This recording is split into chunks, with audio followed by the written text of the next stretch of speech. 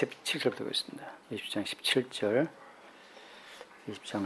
베냐민 자손 외에 이스라엘 사람으로서 칼을 빼는 자의 수는 40만 명이니 다 전사라.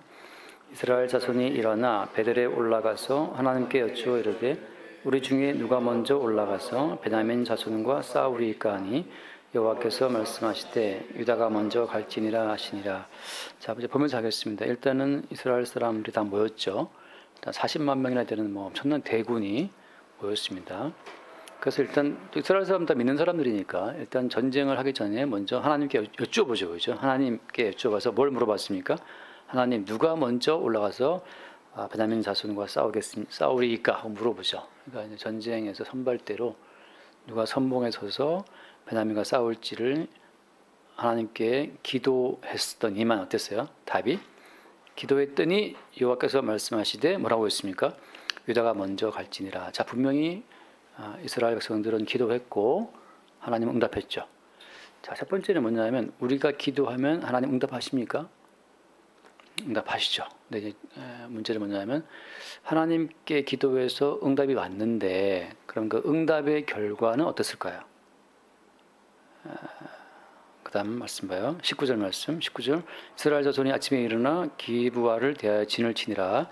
같이 봅시다. 이스라엘 사람이 나가 베냐민과 싸우려고 전열을 갖추고 기브아에서 그들과 싸우고자 하매 베냐민 자손이 기브아에서 나와서 당일에 이스라엘 사람 2만 2천 명을 땅에 엎드렸으나 그러니까 첫 번째 전쟁에서 유다 자손이 나가 싸웠는데 결과는 참패했죠. 이스라엘 사람 2만 2천 명이 전사했어요. 그러니까 엄청난 숫자가 죽은 거죠. 근데 이제 제 어떤 질문을 이겁니다. 분명히 이스라엘 백성들은 기도했고 하나님 응답하셨고 하나님의 응답을 받고 나가 전쟁했는데 결과는 패전, 결과는 진 거예요. 자, 우리가 기도해서 하나님의 답이 왔다. 답이 온 대로 하면 반드시 결과가 좋다고 장담할 수 있을까요? 이제 그렇지 않다는 걸 우리가 알 수 있습니다. 그래서 어떤 분들은 식당 개업 준비를 해놓고 막 기도하잖아요. 주님 식당 할까 말까? 하나님께서 식당 해라. 그래서 개업을 했는데 개업한 지 3개월 만에 엄청난 돈을 까먹고 장사가 안 되고 어려워지는 거죠. 그래서 빚이 2억 2천 됐더라 이런 것처럼 이스라엘 사람들은 2만 2천 명이 전사했다는 거죠. 그러니까 기도했고 답이 와서 주의 답변을 듣고 그 일을 했는데 결과는 어마어마한 손해를 봤다라고 할 수 있다는 거죠. 그 이유가 뭐 때문이겠어요? 자, 그 다음 또 말씀 22절 이스라엘 사람들이 스스로 용기를 내어 첫날 전열을 갖추었던 곳에서 다시 전열을 갖추니라. 자, 첫날은 대패했죠. 이만 죽었으니까. 그래서 이제 다시 이제 스스로 용기를 내서 한 번 실수할 수 있지 뭐. 다시 이제 용기를 내서 이제 으쌰으쌰해서 딱 정비해서 전열을 갖추고 전쟁을 준비한 상태에서 한 번 더 기도합니다. 23절 이스라엘 자손이 올라가 여호와 앞에서 저물도록 울며 여호와께 여쭈르되 내가 다시 나와서 내 형제 베냐민 자손과 싸우리이까. 같이 봐요. 여호와께서 말씀하시되 올라가서 치라 하시니라. 자, 두 번째는 이제 한번 졌기 때문에 두 번째는 이제 어떻게 해요? 막 울면서 막 크게 통곡하면서 기도한 거죠. 얼마나 간절했으면 울면서 기도했겠어요. 보통 우리는 울며 기도하는 게 별로 없잖아요. 대충 그냥 기도하고 그냥 아멘 하고 나오는데 첫날의 패전으로 인한 그 어떤 충격 때문에 이제 울면서 기도한 거죠. 또 어때요? 답이 왔죠, 그죠? 올라가서 치라. 24절 그 이튿날에 이스라엘 자손이 베냐민 자손을 치러 나아가매. 같이 봐요. 25절 베냐민 또 그 이튿날에 기브아에서 그들을 치러 나와서 다시 이스라엘 자손 18,000명을 땅에 엎드렸더니 다 칼을 빼는 자였더라. 자, 두 번째 전쟁에서는 또 18,000명이 또 전사했어요. 그러니까 이게 지금 싸울 때마다 이제 지는 거죠. 이게 참 미치고 환장할 노릇이 뭐냐면 분명히 기도했고 심지어 울면서 기도했고 분명히 주님은 생생히 답했단 말이죠. 첫 번째는 유다가 먼저 올라가라 졌어요. 두 번째는 올라가라 치라 했는데 또 졌단 말이죠. 하나님 뭐 하는 거예요 지금? 이렇게 전사자가 나올 것 같으면 하나님께서 야 지금 때가 안 좋아 기다려. 이랬으면 좋았을 건데 하나님이 직접 먼저 올라가서 치라 했는데 결과는 다 판판이 깨진 거죠. 우리가 뭔가를 기도할 때 하나님이 그거 안 좋아 기다려하면 좋을 텐데 하나님께서 하라 했는데 하라고 하셔서 했는데 결과는 패전이고 엄청난 수의 전사자가 나오고 망했단 말이죠. 그러니까 기도 응답 자체가 우리에게 좋다라고 말할 수 있어요, 없어요? 우리로 볼 때는 말할 수 없어요. 그러니까 주변에서 어떤 분들이 뭐 기도 때 답이 왔어. 그거 믿지 마세요. 답원대로 한다고 해서 결과가 좋으냐? 우리 인간에게 좋은 결과는 없어요. 다 주님께서 원하시는 뜻대로 가는 거지. 우리에게 좋으라고 주님께서 방향을 틀은 법은 없습니다. 주께서 계획하신 언약의 노선에 우리가 합류하는 거지. 우리가 가고자 하는 그 일을 주님이 도와주시다 오라고 오신 분은 아니란 말이죠. 기도 응답 왔다고 좋아할 것도 없고 또 왔다고 해서 그대로 한다고 해서 반드시 좋은 결과라고 말할 수도 없는 거예요. 그러니까 기도 강조하는 교회들에서 막 기도해서 답이 오지. 오는데 그 답대로 한다고 해서 그런 결과가 좋으냐? 안 그렇다는 거예요. 다음 이제 26절. 이에 온 이스라엘 자손 모든 백성이 올라가. 이제 다 같이 모였어요, 이제는. 이제 벌써 몇 명 죽었습니까? 22,000 죽었고 18,000 죽었으니까 거의 이제 4, 5명이 죽었잖아요. 이게 40만 명의 정확히 10분의 1이 죽어 빠진 거예요. 이틀 만에 전사자가 4만 명이다. 이거 나라 망할 일입니다. 만약에 이라크전 부시 했잖아요. 이라크전 우리 월남전 했잖아요. 전사자가 이렇게 많이 나오면 여론은 확 뒤집어져요. 이때 물론 이제 왕정 국가 때문에 상관없지만 이때는 이제 양도 없었기 때문에 이스라엘은. 근데 그렇지만 이 정도 전사 나오면 리더십에 심각한 타격이죠. 뭔가 문제가 있다고 볼 수밖에 없는 상황이 다시 모입니다. 같이 봐요. 26절. 이에 온 이스라엘 자손 모든 백성이 올라가 베델에 이르러 울며 거기서 여호와 앞에 앉아서 그날이 저물도록 금식하고 번제와 화목제를 여호와 앞에 드리고 이제는 모든 백성이 모여서 베델에 모여가지고 울면서 이제 뭐까지 이제는 금식까지 해가면서 번제 화목제를 드리면서 또 간구하는 거죠. 이 7절 말씀.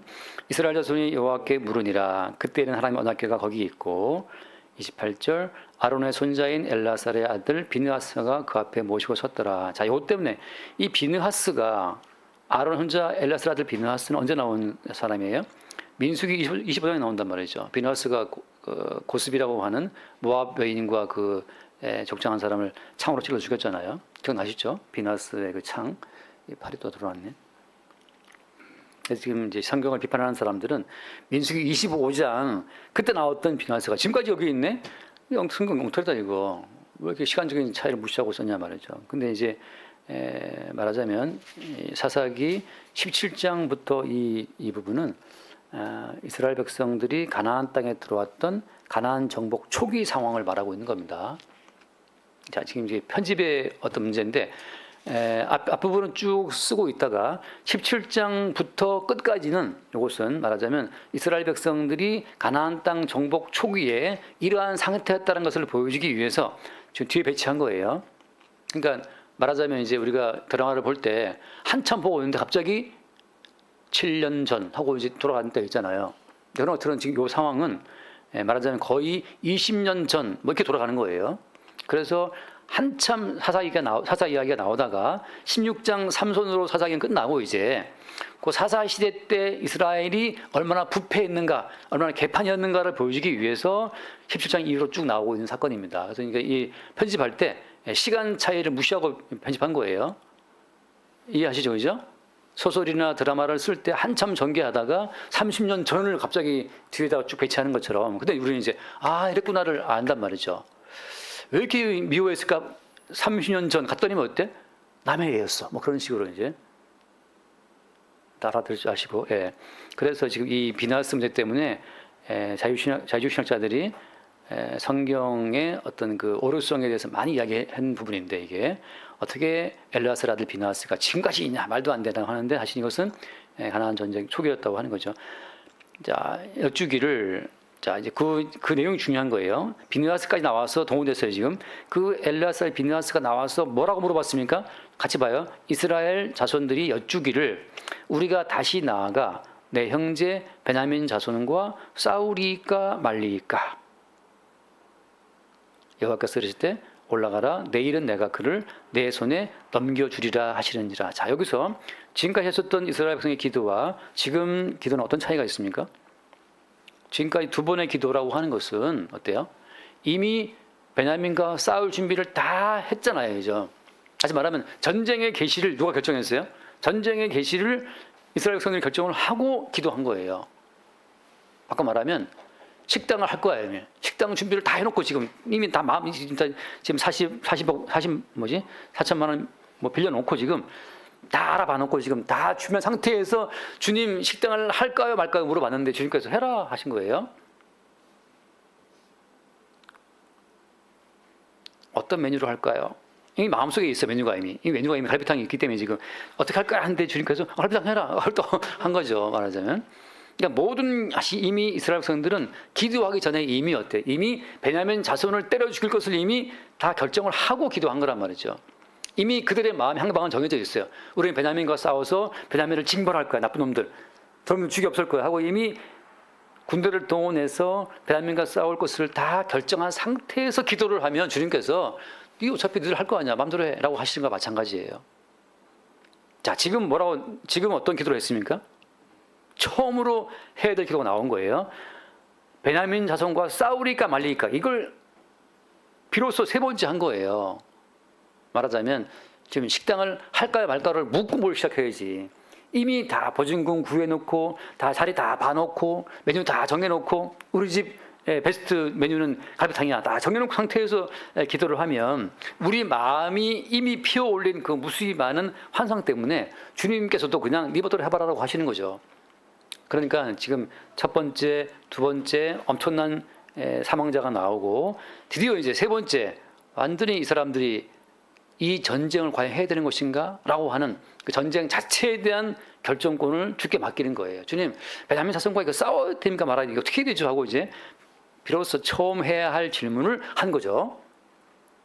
우리가 어떤 거 기도할 때 주님, 이번에 우리 아들이 그 회사에 들어가야 됩니다.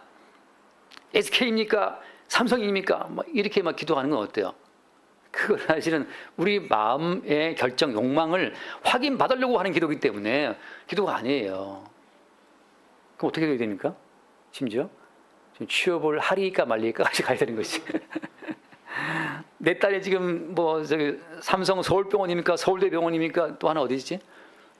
아산병원입니까? 하고 뭐 그 중에 기도하는 것 자체는 이미 기도의 방향이 이미 정해져 있는 거예요.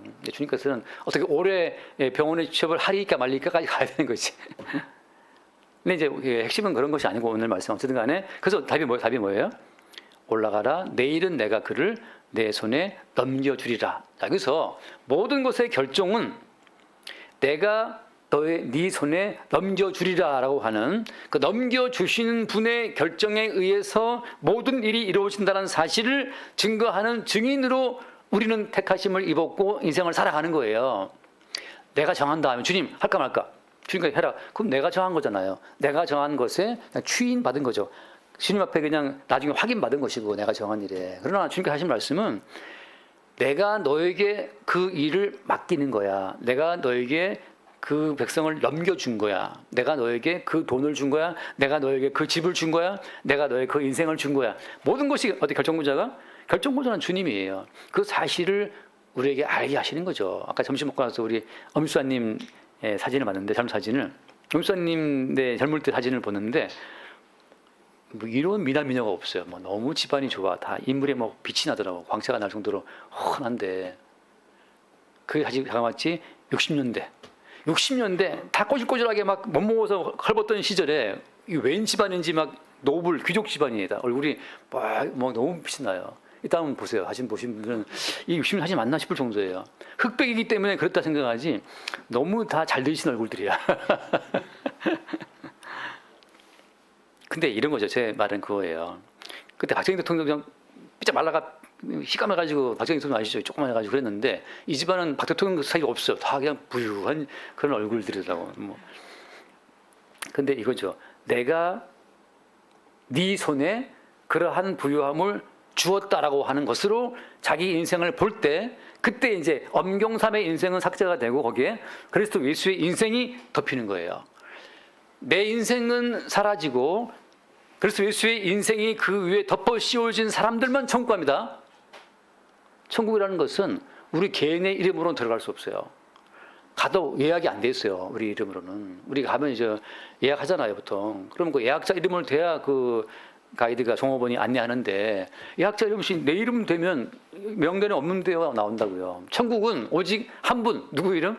천국은 예수 그리스도의 이름으로만 예약이 돼 있어요. 가서 거기 뭐 정춘아 왔는데 그러면 이름도 촌스러운 것 같으더라고. 섞어져라. 이거 아무 뭐 대책이 없어요. 그리스도 예수의 이름으로 이야기 되어 있기 때문에 내 인생이 아니라 내 인생 전체가 어때요? 그리스도 예수의 이름으로 도배가 되어 있어야 돼요. 그러니까 60년대에 버스를 대절해서 온 식구가 놀러 갈 정도로 그때 우리는 리어카 끄고 리어카도 부잣집이 있었어요. 리어카 있었고 대부분 지게 지고 다녔단 말이에요. 지게. 저도 초등학교 때 물찌개 지고 맨날 물 자다 먹느라고 힘들었어요. 근데 그 당시 일꾼이 2명 있었대. 일꾼이 집에서. 우리가 일꾼이었어요. 우리가 물 저 먹고 아궁이에 불 떼고 살았는데 근데 이게 아궁이에 불 떼고 살았던 일꾼을 부리고 살았던 그러한 부유함과 그러한 가난함에 대한 추억과 부유함에 대한 그 모든 추억을 내가 네 손에 넘겨주었다라고 하는 사람들만 구원받는 거예요. 그러니까 주님 나라에서는 우리 개인의 인생이 없기 때문에 가난하든 부하든 그것이 문제가 안 돼요. 가난하면 가난한 대로 예수께서 가난하게 살게 하셨기 때문에 가난하게 살게 하신 주의 이름으로 구원되는 거고, 부자라면 어때요? 그렇게 부유하게 살게 하신 분이 주님이기 때문에 주님의 이름으로 부자로 살아온 거예요. 그러니까 천국에서는 우리 개인의 인생이 다 예수의 인생으로 덮어 씌워지게 된 사람들만 가는 거죠. 그러니까 사나 죽으나 주의 은혜고 가난하나 부하나 주의 것이란 말이죠. 그러니까 주님의 것으로 인생이 이렇게 체인지가 이렇게 교체가 된 사람들만 지금 나라 백성이라고 하는 겁니다. 그러니까 우리는 마지막에 어때요? 내 인생이 여정 끝내요. 강 건너 언덕 이를 때 그때 내가 살아온 전체 모든 인생이 주님의 인생이었구나. 그렇게 주님이 가난하게 부하게 혹은 뭐 아프게 기쁘게 주님이 살게 하심으로써 인생의 주인이 우리가 아니고 주님이심을 나타내 보이는 거죠. 똑같아요. 오늘 말씀에 왜 멀쩡한 사람, 멀쩡한 장정 4만 명을 왜 이틀 만에 죽게 합니까, 주님? 너무 아깝지 않습니까? 젊은이들 얼마나 그 다 귀한 집 아들인데, 그죠?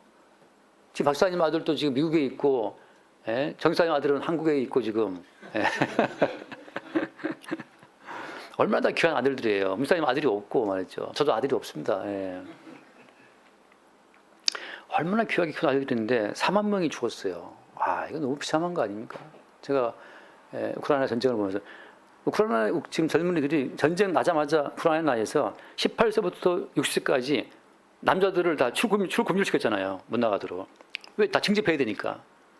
지금 매일 잡아가요. 이스라엘, 우크라이나 그 젊은이들을 18세부터 90세까지 외국에 못 나가 딱 막아놓고 나서 계속 징집해서 끌고 가는 거죠. 싸워야 되니까. 지금 수십만 명이 죽었어요. 그러니까 지금 그 우크라이나 젊은 애들이 그 전쟁 안 끌어나가려고 그 산맥을 넘어서 유럽으로 넘어오고 있다는 거죠. 근데 산맥을 넘어오다가 많이 얼어 죽는데요. 제가 그저께도 산악구조원 인터뷰 본 그 영상을 봤는데 우크라이나 젊은 애들이 전쟁이 안 끝나가려고 그냥 밤중에 막 넘어오다가 그 산맥 넘어오다가 얼어 죽고 어떻게든지 구조실을 보낸 애들은 가서 구하러 갔는데 그 젊은 애들이 그런데요. 엎어오면서 나를 그냥 죽게 내버려 두라고. 전쟁 나가기도 싫고 이 산맥을 넘어오다가 지금 오면 꼭 얼어가지고 죽을 지경이니까 차라리 그냥 헛것을 보면서 그냥 죽는 거예요. 그 저체온증으로. 다 귀한 아들들이잖아요. 러시아도 뭐 물론이죠 뭐 양쪽이. 그렇게 귀한 아들들이 죽어나가고 있는데 자, 지금 또 하나 초점은 이겁니다. 하나님께서는 그렇게 죽어나가는 인간들의 그 생명 하나하나에 가치를 둔다, 안 둔다? 가치를 안 두십니다. 이게 문제예요. 우리는 인간의 존엄성을 이야기하지만 주님께서는 우리 인간의 존엄성이 아니라 그냥 모든 인간을 흙덩이로 보시기 때문에 그냥 흙이에요. 흙의 의지일 뿐인 거죠. 가치가 없어요. 우리만 가치 있게 보지만 주님은 가치 없게 보기 때문에 우리가 죽어도 여러분 우리 자신의 죽음에 너무 애달파할 필요가 없는 겁니다. 설마 그러면 너무 진짜 그래서 사람들이 예수님 못 박아 죽인 거예요. 왜 우리 가치를 무시하냐? 인간 가치 없어요, 여러분. 가치 없습니다, 우리. 그저께 집에 밤에 들어가면서 이거 이제 보고 들어갔는데 이거 4만 명 죽는 거 이틀 만에 이거 아무것도 아니다 말이죠. 그렇게 죽는 게 뭐 대단한 게 아니에요. 베트남전, 우리 한국 전쟁, 뭐 또 어디입니까? 이라크전, 지금 러시아 우크라이나 전쟁, 또 이스라엘 하마스 전쟁. 기본 단위가 몇천 명은 우습고 그냥 다 만 명, 몇십만 명 죽어나가잖아요. 왜 이렇게 죽어나가는 거죠? 잠깐 한 말씀 볼게요. 시편 보면, 시편 90편 말씀을 보면, 시편 90편 3절 말씀입니다. 시편 90편 3절에 저는 뭐 다 아시는 말씀이긴 하지만 좀 주께서 사람을 티끌로 돌아가게 하시고 말씀한 너희 인생들은 돌아가라. 그냥 티끌이에요. 티끌. 4절 주의 목전에는 천년이 지나간 어제 같으며 밤의 한순간 같을 뿐이니이다. 같이 5절 마시 주께서 그들을 홍수처럼 쓸어가신나이다. 그들은 잠깐 자는 것 같으며 아침에 돋는 풀 같으니이다. 이런 4만 명이 죽는다고 치면 4만 명 이런 봤습니까? 제가 군대에서 제일 많이 본 게 연대 병력을 한 자리에서 봤어요. 한 자리에서 그냥 이렇게 연대 앞에 제가 모여서 뭔가를 발표했는데 완전히 죽서가지고 아무튼 그 중장이 저를 되게 미워했어요. 이 자식이 왜 앞에 서더니 이게 죽쓰고 있어. 근데 연대병력 앞에 쫙 앉아 딱 서니까 정말 떨리더라고요. 처음에 이제 중대에서 발표할 때 너무 잘했는데 연대 발표 하니까 거기 연대장부터 해서 막 쫙 앉아 있는데 이게 상당히 이게 압박감이 오더라고.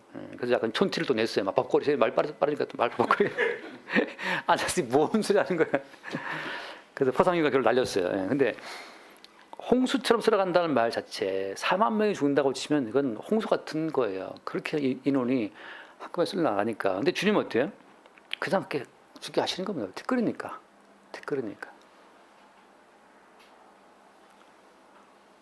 6절 푸른 아침에 꽃이 피어 자라다가 저녁에는 시들어 말았나이다. 7절 봅시다. 우리는 주의 노에 소멸되며 주의 분내심에 놀라나이다. 주님의 분노로 우리는 매일 소멸되고 매일 마른 풀처럼 시들어 가도 마땅하다는 거죠. 마땅하다는 거.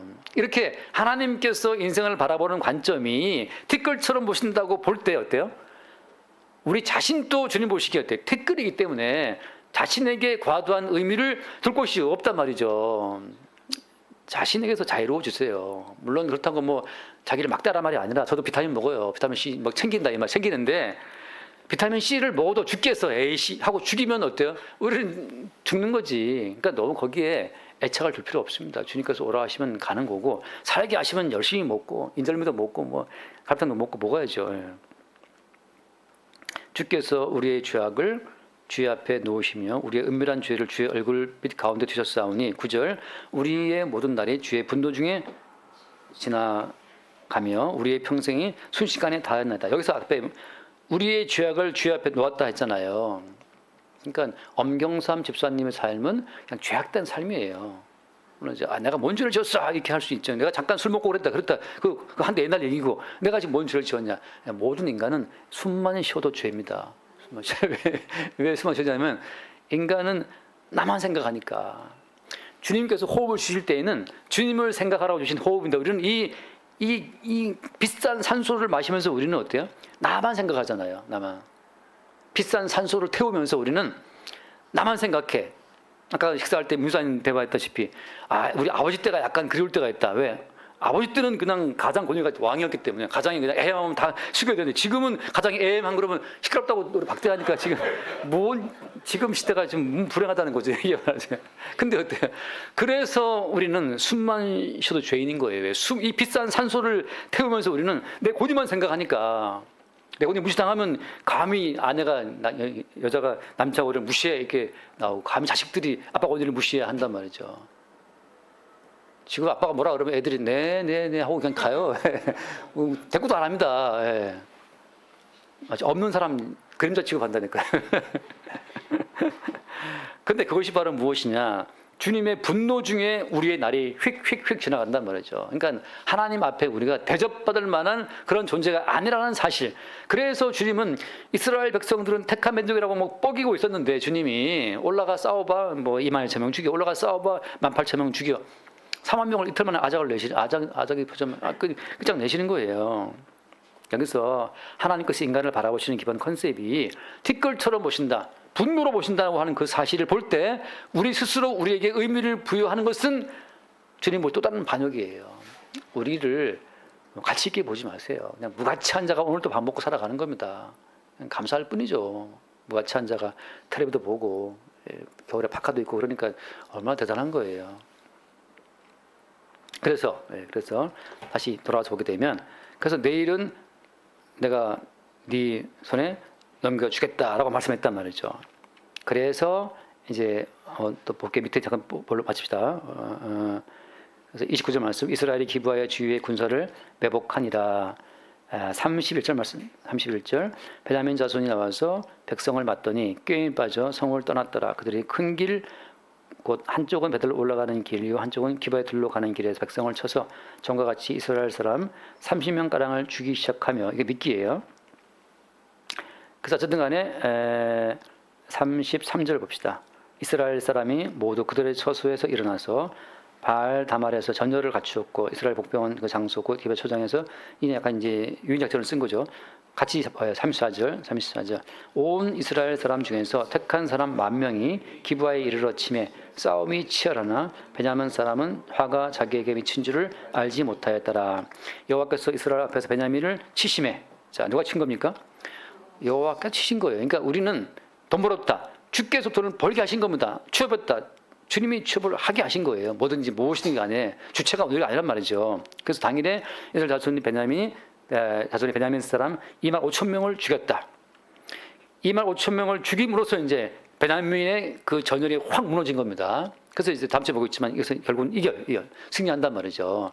자, 오늘 이야기는 제가 오늘 결론은 이겁니다. 뭐냐면 어차피 모든 인간은 죽는데 여기에서 죽음의 그 내용이 두 가지가 있어요. 하나는 내가 주체가 되어 살다가 죽는 죽음이 있고, 또 하나는 아까 제가 드린 말씀처럼 예수님이 주체가 되어 살다가 죽는 생이 있다고 하는 거죠.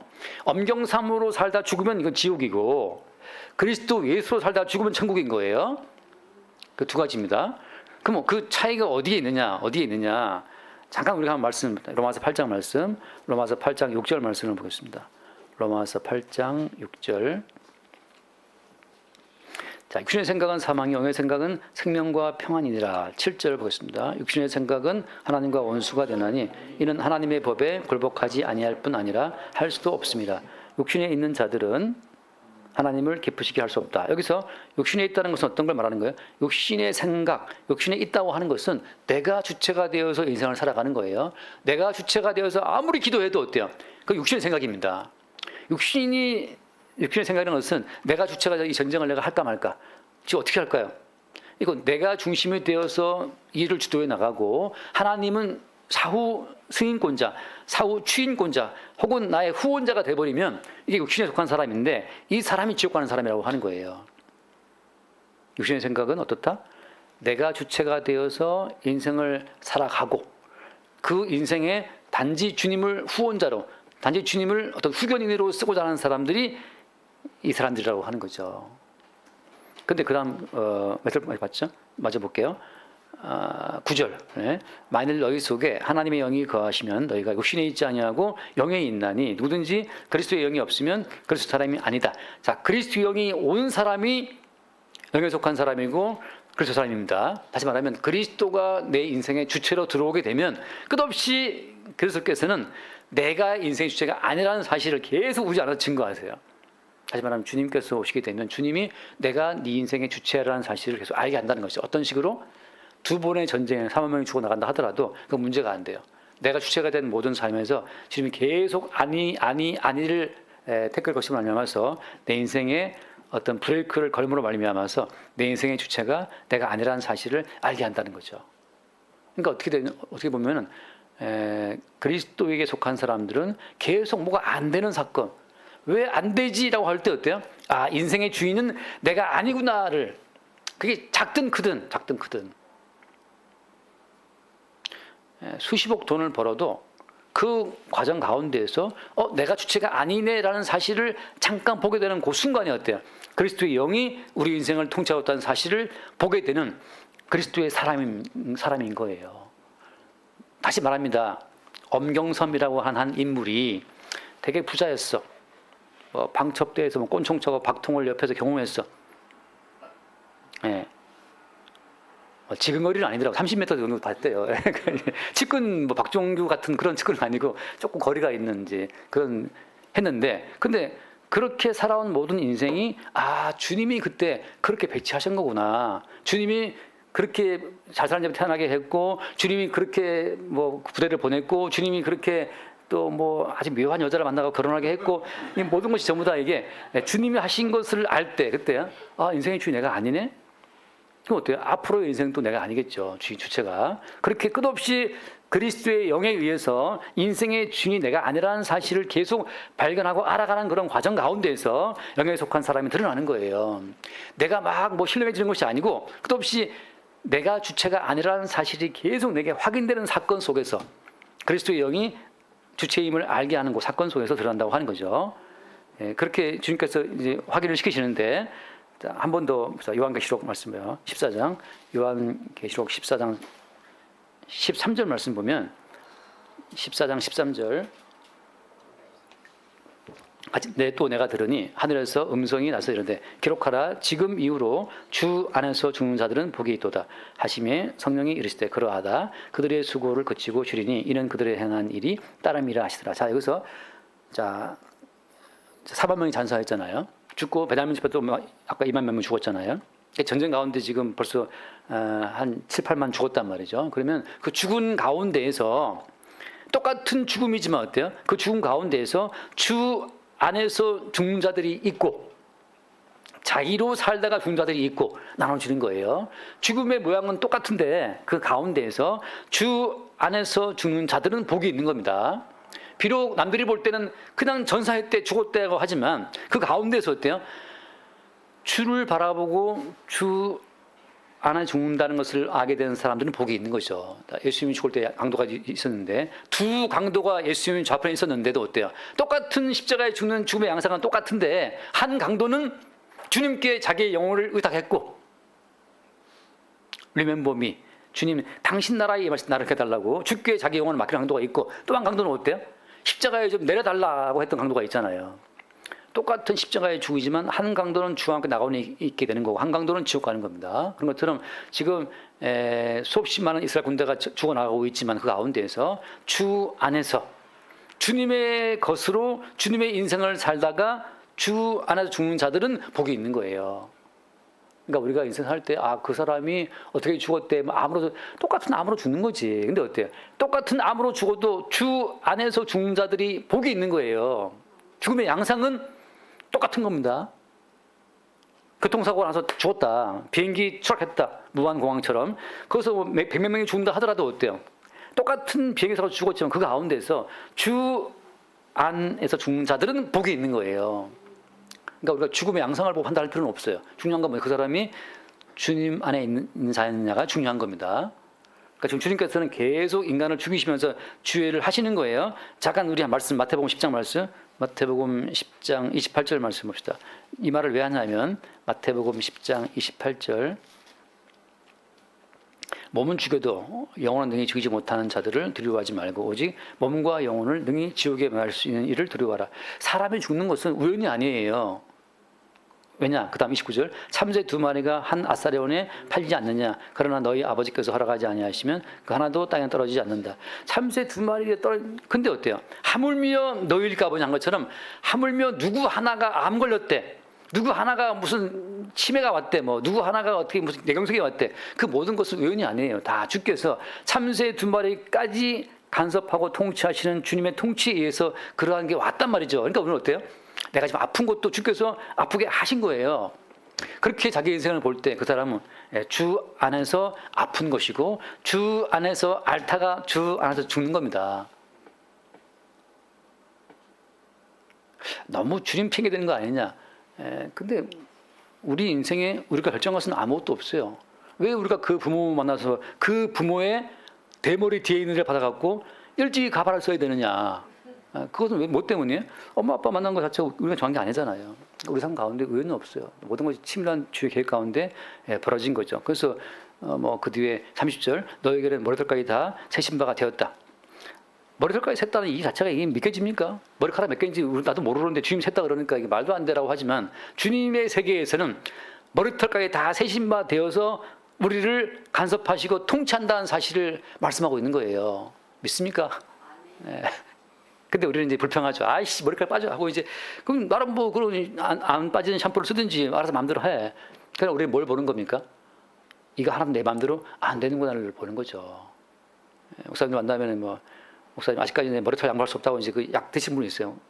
가까운 김 목사님인데 머리가 맞았는데 갑자기 좀 났어 머리가. 왜냐 했더니 요즘 약 먹는다고. 내가 아직은 이 나이에 머리털 양보할 수 없다. 그래서 이제 교인들이 보기 눈이 있으니까 이제 그걸 먹고 계속 이제 그 하고 있어요. 그것도 뭐 감사한 거죠. 주님이 또 약을 만나게 해서 먹게 하신 거니까. 이제 시간이 가니까 그냥 마무리 짓시다. 다시 이제 그래서 주님께서는 이 전쟁을 통해서 이스라엘의 그 주인이 누구이냐를 확인시키시는 거예요. 지금 이 문제가 뭐였습니까? 이스라엘의 당시에 왕이 없음으로였잖아. 왕이 없음으로. 근데 사실 왕은 누구예요? 왕은 사실 보이지 않는 왕이신 주님이 진짜 왕이시죠. 그러니까 이스라엘 사람들에게 주님께서 너희들 한번 싸워봐. 니들이 베냐민을 정죄할 만큼 거룩하냐? 아니라는 사실을 주님이 알게 하시는 거예요. 재판하시는 분은 주님밖에 없고 주님만이 재판하시는데 이 재판하는 과정이 어때요? 주님이 이쪽을 들어 이쪽을 때려 부수는 방식으로 주님이 심판하시는 겁니다. 그러니까 우리에게 근데 어떤 사람이 나에게 아주 부당한 대우를 했다. 주님이 허락하신 거예요. 주님께서는 그 무리한 인간을 들어서 나를 징계하시는 겁니다. 누군가 나를 흘려봤다면, 나를 째려봤다면 어때요? 그건 주님이 그 사람을 통해서 나를 징계하심으로써 다시금 우리로 주를 바라보게 하시는 과정인 거죠. 그래서 다시 말씀드립니다. 다윗이 맨발로 울면서 지금 압살롬 반란을 피해 도망가겠잖아요. 근데 게라의 아들 시므이가 도와주지는 못할 망정 티끌을 막 뿌리면서 이 저주받은 자하고 다윗을 저주했단 말이죠. 다윗의 부하들이 칼 뽑아갖고 죽이기로 했는데 다윗이 말하기를 스톱 아사라 말하라. 한번 따라합시다. 여호와께서 나를 저주하라고 명령하신 것이다. 우리가 볼 때는 말도 안 돼. 근데 어때요? 주께서 시므이로 하여금 다윗을 저주하라고 명령하신 것인데 내가 어떻게 저를 죽일 수 있느냐라고 한단 말이죠. 다시 말하면 그 사람이 나를 째려보도록 어때요? 주께서 명령하신 거예요. 나 왜 노려봐? 근데 어때? 주님이 명령하신 건데? 그럼 주님이 저 사람 눈을 흘겨보니까 얼마나 눈이 아프겠어요. 흘겨볼게요. 근데 그 어쨌든 간에 그 수고를 하게 하신 거니까 노려보는데 주님이 하게 하신 거죠. 이거 무슨 말도 안 돼. 근데 다윗의 믿음은 그거였어요. 그러니까 다윗이 왜 왕이냐? 다윗이 왜 왕이에요? 다윗은 나라 안에서 벌어지는 작은 하나까지도 주께서 허락하신 사건으로 모든 일을 봤기 때문에 다윗이 왕인 거예요. 다윗의 왕은 허수아비고 이스라엘을 통치하시는 참된 왕이 주님이랑 하실 증거하는 용도로 왕이기 때문에 다윗은 참새 2마리에 떨어짐, 시므이가 하는 저주의 한마디 그 전체를 뭐로 본 겁니까? 주께서 명령하신 것, 허락하신 것으로 보는 거죠. 왜 머리털 하나 빠진 것? 주께서 허락하신 겁니다. 그렇게 볼 때 우리는 이스라엘의 참된 이스라엘됨, 다시 말하면 우리가 왜 이스라엘이냐? 왜 이스라엘이에요? 언약 백성 이스라엘이잖아요. 언약이라는 것은 뭐예요? 사람 다 제끼고 하나님과 예수님 두 분의 언약으로만 이루어진 게 언약이란 말이죠. 두 분 사이의 결과물이. 그러니까 아브라함은 늙었고 사라는 경숙해서 애를 못 낳고 할 때 약속의 말씀으로 애가 태어나듯이 언약 백성은 모든 것의 결과물이 우리의 어떤 행위가 아니고 언약의 주님께서 행하신 결과물이라는 사실로 보는 자들이 언약 백성이에요. 그들이 14만 4천이란 말이죠. 그러니까 이스라엘 땅 가운데 참새 2마리 얼어 죽었다. 주님이 허락하신 겁니다. 누가 나한테 욕했다. 허락하신 겁니다. 그렇게 범사의 주를 바라보는 그 바라봄 속에서 어때 주님께서는 계속 우리 가운데 주의 왕되심을 나타내고 증거하시는 거죠. 그러니까 이스라엘이 지금 이 전쟁을 통해서 주님의 주되심을 드러내는 어떤 그런 과정에 들어가 있는 겁니다. 우리의 삶도 마찬가지예요. 우리 삶 가운데 주의 주되심이 드러날 수 있게 되기를 바랍니다. 기도합시다. 주님 감사합니다. 자기 정의감에 불타는 이스라엘이 40만 명이 모여서 전쟁을 치렀으나 두 번의 패전 끝에 비로소 이 전쟁의 개전 자체도 이스라엘의 주권이 아니라 주의 뜻 가운데 있었음을 고백하게 됩니다. 주님, 우리가 뭔가를 결정하고 행할 때 우리의 모든 행하심의 주권자가 주님이심을 매 순간스럽게 알게 하시고 보이지 않으나 우리를 통치하시는 보이지 않는 우리 주의 통치하심에 복종할 수 있도록 순종할 수 있도록 우리의 모든 삶의 길을 통치하여 주옵소서. 우리 주 예수로 기도드립니다. 아멘.